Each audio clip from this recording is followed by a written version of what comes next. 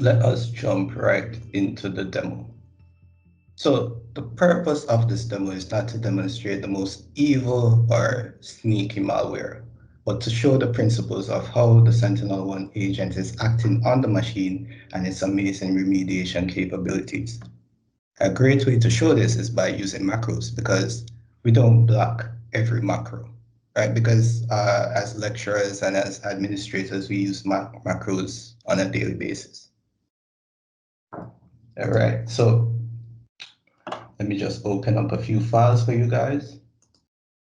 So we have a toolkit here.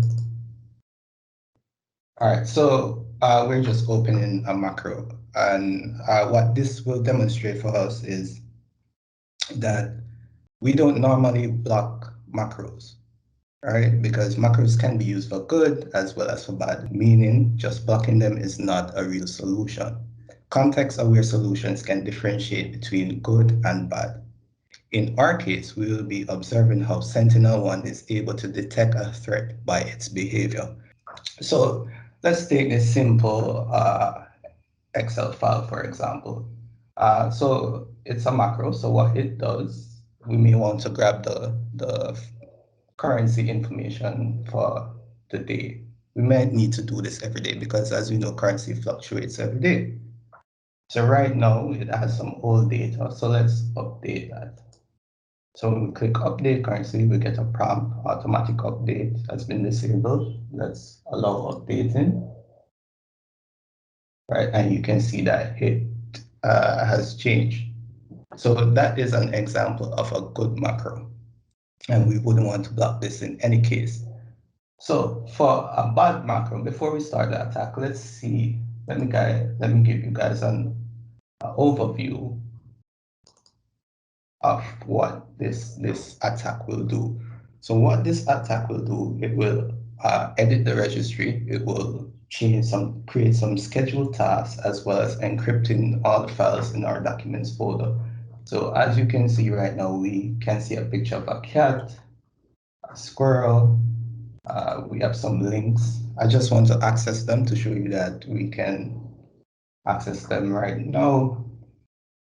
All right, no problem.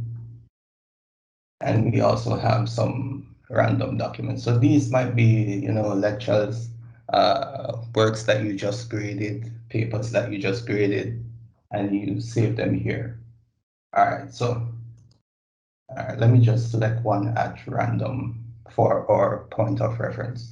So let's select number 10. And I want you to remember these during the demonstration. So number 10, so we're going to select each file type that ends with 4, right, for easy reference. So we can open ABC4, which is a Microsoft Word document. You can see that it has data and the data is legible. All right, so what I'm doing right now, I'm just setting the stage for the demo. You can see the text file. The text file is also legible. All right, we can make out the data, no problem. Also, what is this? Is this a PDF or a link? All right, let's click it.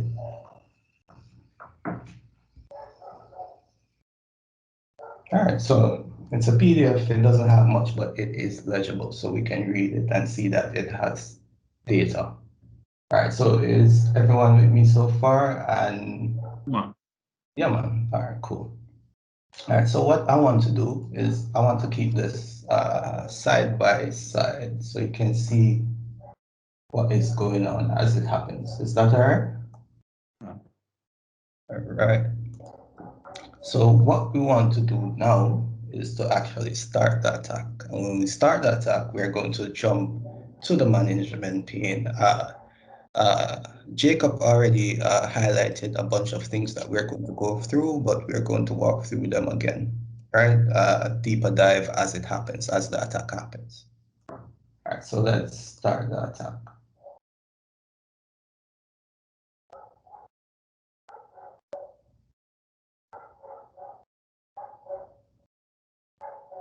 All right, so normally during these types of attacks, right, it's a process.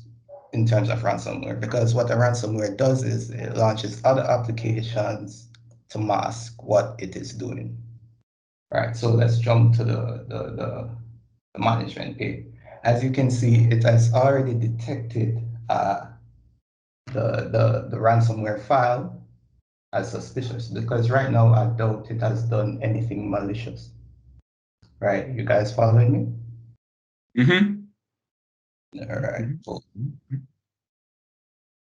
All right, great. So far, oh, let me actually open it. Thought I opened it just now.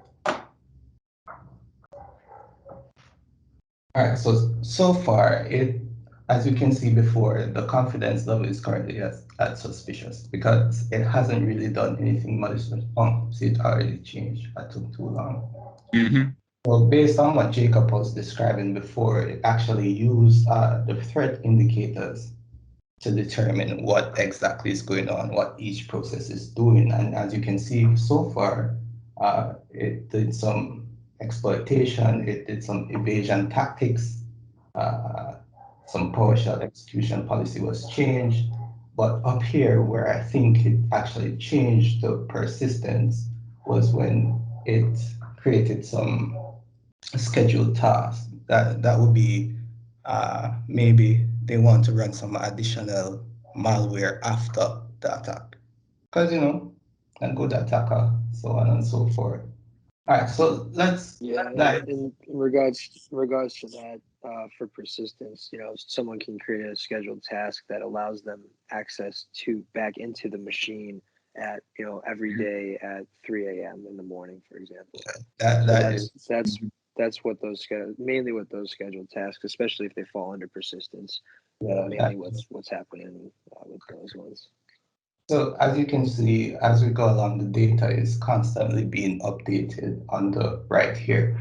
But while the process is unfolding, let's jump and explore it as David did before. So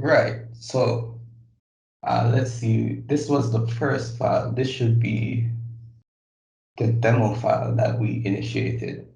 So what this file actually did, it didn't run the cmd.exe file itself. It actually ran another application, which was the for files.exe, which executed the cmd.exe. So we are able to see that as it unfolds. So we see that the demo, the macro, ran for files.exe, and that for files.exe ran cmd.exe. And as Jacob did before, we can actually expand this and see what is going on. All right. So you can see I did some PowerShell, some things on the PowerShell. It actually edited the registry. Let's see what it did. And so it created a new registry edit called demo updater, right? So these, I think when we go back to the VM itself, we should be able to log into the registry and see these additions. So it did a registry edit, fine. What else did it do? It scheduled some tasks. So it created a task called evil task, right? So this is just for our visualization, because I don't think in a normal attack they would make it so obvious. So this is for our benefit. And as you can see, we can expand this as much as we need to. But I think the attack should be completed. So let's just jump back to the VMR. All right. So we're back on the VM. So one of the first things that we can notice here is that the background has actually changed. If you guys were noticing before, in the agent, you can see that the threat is detected. All right. All right, so let's walk through this together. All right, so the background has changed. That's one. So What this particular ransomware did was to target all files in the documents folder and encrypt them, because that's where we would keep most of our files, to be honest, in the documents. So we're trying to access our documents now. Let's try to open that. Failed to load PDF document. All right, so all our documents have been encrypted and we can no longer access them. So I think we were in sent documents. What was it? Documents 10? Yes, that was what we used for reference. Yeah. And all files ended with the number 4. So let's ABC4. Is it open or was it open before? Right. No, let's try it again. Yeah, it was open before, but You had it open before. Yeah. Oh, Deceased. Put a little thing in there. Yeah, see that? Yeah. I had that open before, so it wasn't affected. But let's look at the text document 4. That was, as you can see, it's all jumbled up. All right, so we can definitely prove that something happened. All right, we can't load this document. So let's just make sure that other or documents are encrypted. Let's try ABC2. Yeah, man, see, it was definitely encrypted. I think why this one wasn't encrypted was because it was open, but everything else was open. Let's select another one at random, documents 2, encrypted. All right. So I had made mention before that, let me bring up back that it did some edits in the registry and it created a new edit called demo updater. So let's see if we can find that. All right. It was in, already created a shortcut to it. So let's jump to it. And as you can see here, it was updated in the registry. It had also scheduled some tasks. So let's jump to the task scheduler.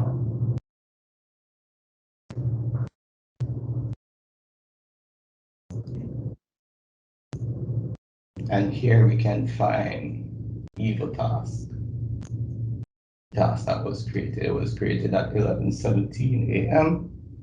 So, which was when we ran the demo. All right, great. So we can see that everything was created. Any questions so far, or you want me to just jump into remediation? Yeah. Let's jump into remediation. Okay. Yeah, go right there. Yep. All right, sure. All right, so let's just dive into it. All right, so as Jacob made mention before, you have a few actions that you can actually perform on a malicious activity or a malicious application, which are mitigation actions.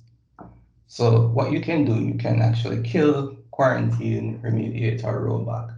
So a good thing to note is that all of these are sequential, meaning if you quarantine, it actually kills, then quarantine, which is why it's a bit dull, but I think you can see that both of them are highlighted.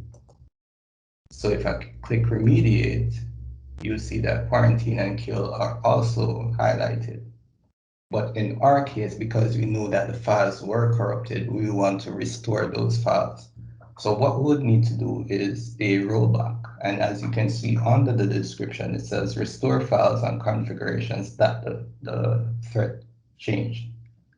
So another thing that we may need to do is to mark as resolved. We can add it to a backlist and we give it an analyst verdict, which in our case, we know that it is a true positive. So let's select true positive and so I want to kind of minimize it a bit so you can see what's happening in the background. So let's apply that.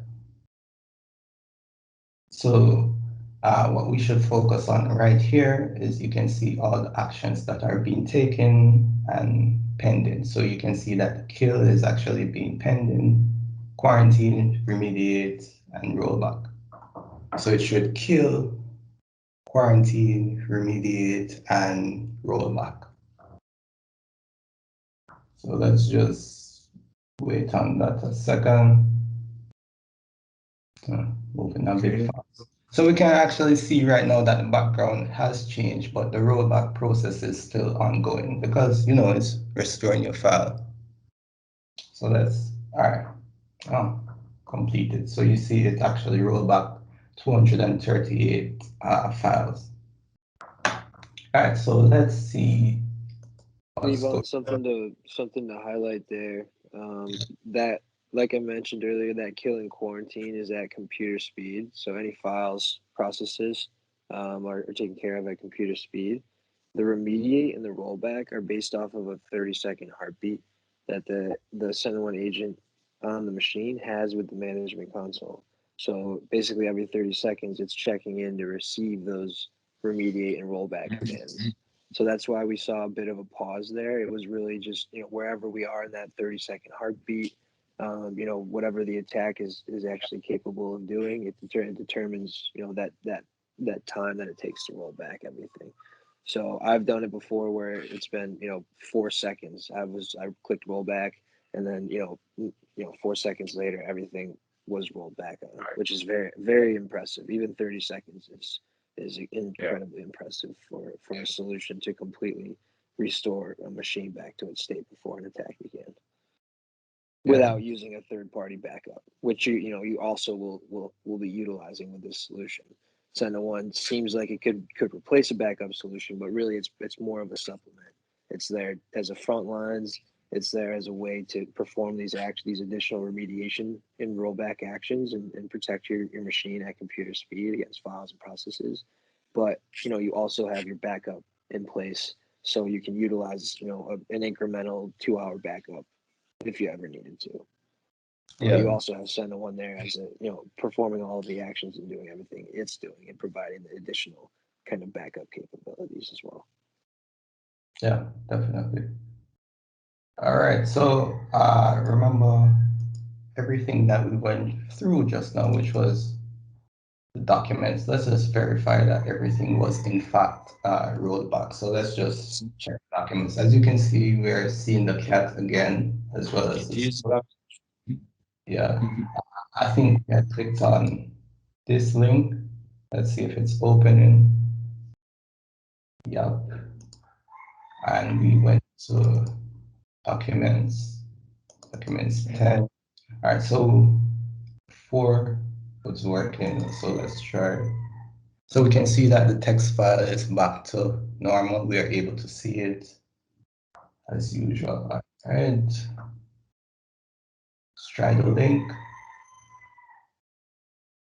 And that link is in fact working. And it will be the same for any document. Let's just select one at random, 7, document number 7. And you can see that all files are visible and legible.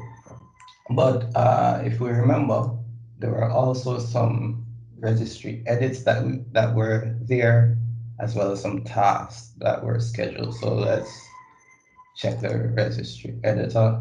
As you can see, the demo update is no longer there. If we can recall, there was let's see if we can find it. There was a registry edit. Click on it. What was it called? Demo update. And that is no longer here because it has been rolled back, as well as a task. So let's see if we can find our evil task here. So as you can see, it's no longer there, which just I think I think that covers the demo. We successfully executed the ransomware. We killed it, quarantined it, remediated it, and then rolled it back. So you can see how the agent actually is able to operate in a scenario like that. I think that's it. And I think what is important as well, Levon, is that that was detect mode. If you have it in full prevent mode, you will see that it will actually stop the ransomware in its tracks. All right. So I guess we can try that. So, oh, one thing I forgot to mention. So, right, it's here. Good. So how do we put it back in demo mode, in prevent mode? So for this demo, we created a group which was called demo. So what we want to do, right, is to target that group and edit that policy and change it to from detect to prevent. So to find policies, we go to Sentinels. And another thing that we can note is that we can also see all the applications that are installed on a particular device from the Applications tab here. So let's go into Policy. It's currently set to Detect. Let's change it over to Protect. Protect level, kill quarantine. Let's kill quarantine, remediate. All right. Go right to rollback. Rollback. Yep. All right. And as you can see, all the other options that Jacob had discussed. And let's save those changes. And let's wait a minute or so for those changes to propagate. It should be instantaneous, but let's just wait a second. So it was saved. Levon, I think it might be good to show them the Applications tab while we're waiting. Yeah, definitely. Showing those up. Yep. So for this particular agent, so this is the demo, the demo endpoint. So as you can see, we can actually visualize what is installed on the endpoint. So we have Google Chrome, Sentinel Agent, LibreOffice. This is what we use to open our Excel files, Notepad++, and 7-zip. So as you can see, it gives a quick overview showing that it has no known risks or whatever, or what have you. Right, and that should be it for all. And we can view this by group as well. So we have some other endpoints. Just click and this will show everything that that is installed on those applications, on those endpoints. Sorry. All right, so let's jump back to the endpoint because it's in detect mode. And the important thing on that Applications tab is any applications on your endpoints. It's going to show any open vulnerabilities that are on those endpoints. So based off of the version of Notepad++ or whatever, just to use one of the examples and leave on screen there, it'll show you all the applications. It'll show you the version, and if there are open vulnerabilities on those applications, it's going to display those. So you can really get a good sense on if there are any application level vulnerabilities on your endpoints that somebody could take advantage of if they ever got into your machine for any reason. So it's great visibility to see where your vulnerabilities are in possible applications that you have on your endpoints. So that way you can go upgrade them to a newer version where those vulnerabilities are patched already, or you can just remove those applications because they're not needed and they have vulnerabilities on them. So very good insight into that, any possible application vulnerabilities.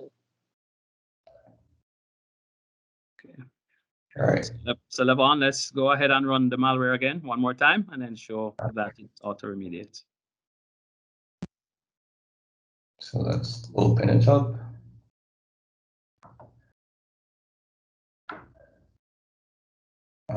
So let's verify. Be able to update. Hello. It's already updated. So let's start the attack again.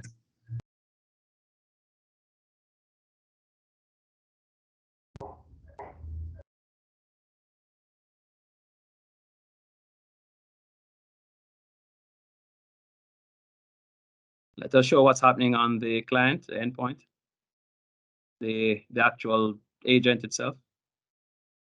All right, hold on. I think it's there in the background. Yeah. Oh, I thought you meant management. Here you go.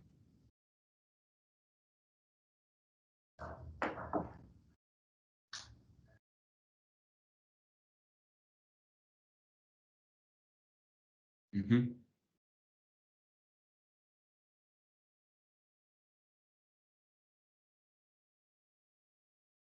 All right, so it's running, doing its thing. I think right now it's still suspicious.